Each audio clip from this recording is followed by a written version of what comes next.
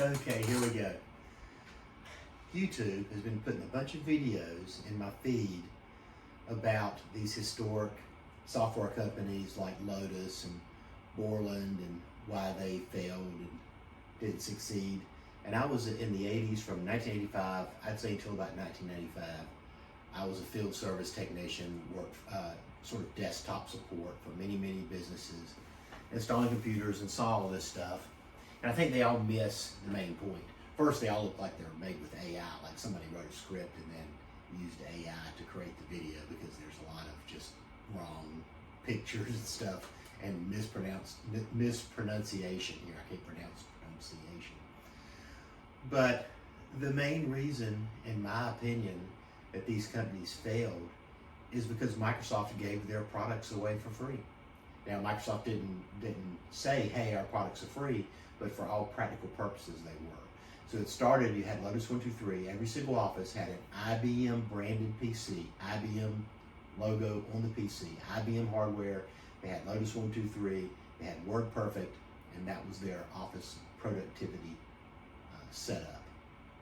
And then, as time went on, the Borland first came along with Quattro Pro, and if you had a proof of purchase of Lotus 123, you could get Quattro Pro for like 50 bucks.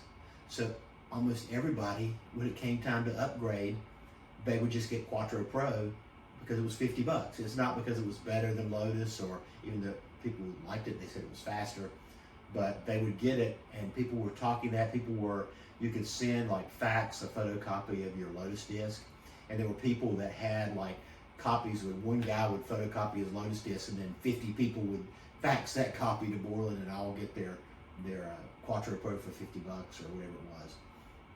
Also, during that same period of time when that was happening, IBM switched to the PS2 type computer, and all of a sudden their peripherals wouldn't work. They bought some kind of fancy aftermarket keyboard. Wow, this keyboard won't plug in anymore to the PS2, and the Compact Desk Pro was coming out, and then clones were starting to come out. And I would say in 1987 or 88, you would walk into a business, it was an IBM PC, IBM branded PC.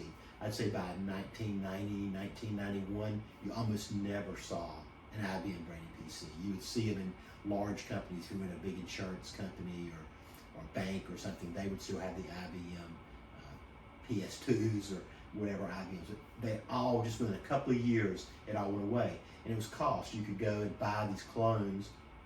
You could buy a Compact for one thing, which were better performing computers, or you could go buy a clone or build your own clone.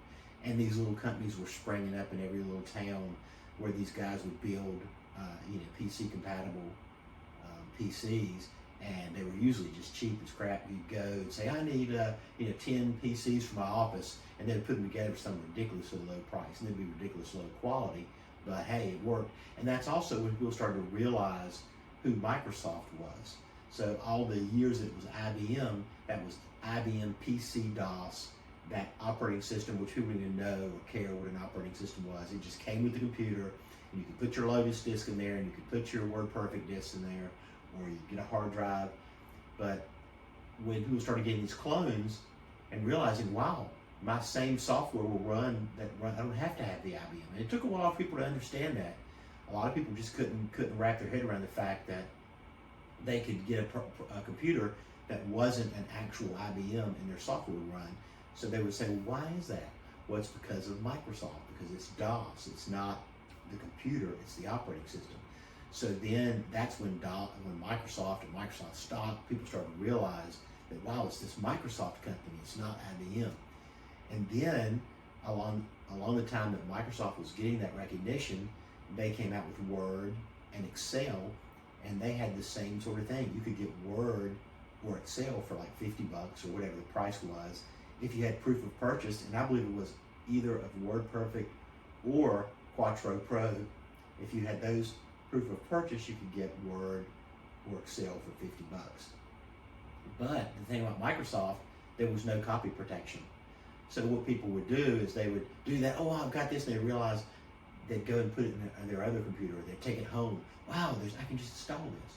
So small businesses, and especially individuals, just started proliferating Microsoft software everywhere. So they would buy these clone PCs with no operating system, just install DOS on it, install Word, install Excel, and just thousands and thousands of people were what they call pirating or copying the Microsoft software everywhere.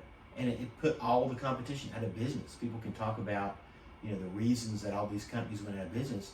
Well, they went out of business because Microsoft was essentially giving away for free everything they were selling. So how do you compete against free? You can't. And so businesses, especially larger businesses, they're probably working with Microsoft, they're buying the licenses, but small businesses and individuals, they're just copying like crazy. And during the 90s, there was just this copying proliferation. I probably should have used AI for this video because I can't talk properly. And even all the way up through, at least through Windows XP, people were copying that. And I know I've worked for businesses, and I don't want that. I don't want to be liable for people's illegally copying software. So I would always make them pay for it, which, not everybody wanted to use me because I made people pay for their software. But I also felt for these companies, because if you're trying to sell a product and your competition is, well, we give it away for free, even though Microsoft says that they're charging or they supposedly have a fee, people simply didn't abide by that, and they just copied it and went all the way up through. And I believe that's Microsoft Office. There were a lot of competitors to Microsoft Office along the way, being WordPerfect and WordPerfect Office and all different ones, Smartware and various different ones, but they all cost. You had to pay for them, and people could just copy the Mac. And I feel the same thing with a lot of software, especially in the late 90s, and it put all the competition out of business, so that these big companies, you end up with Adobe and Microsoft and a couple others, that they didn't have much copy protection in the 90s, and it put all their competition out of business. Now, come around full circle. This is why I believe Linux is taking off now. So once Microsoft had that monopoly, and then they locked it down, and plus the internet, now everything phones home, and you really can't copy software the way you used to.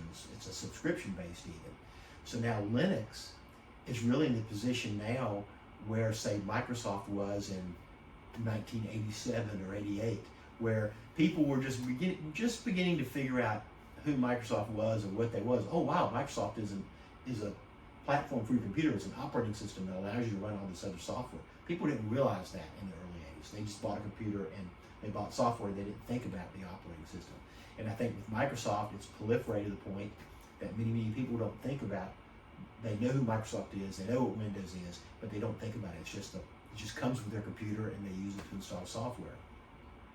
But now with subscriptions and the cost and the rising cost of computers, and the Windows 11 to me is very similar to the PS2.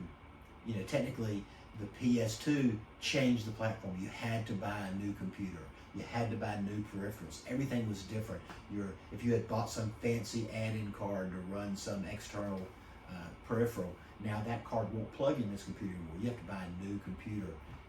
And Microsoft Windows 11 is the same thing.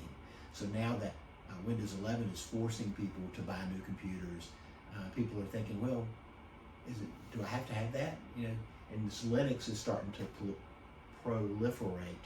Like I said, I should have used AI to talk because I can't talk, right? I'm just thinking about that this morning because all these videos are popping up in my timeline. I guess you click on one video, now all of a sudden I'm gonna get 50 videos, all the same topic. This is way off my topic.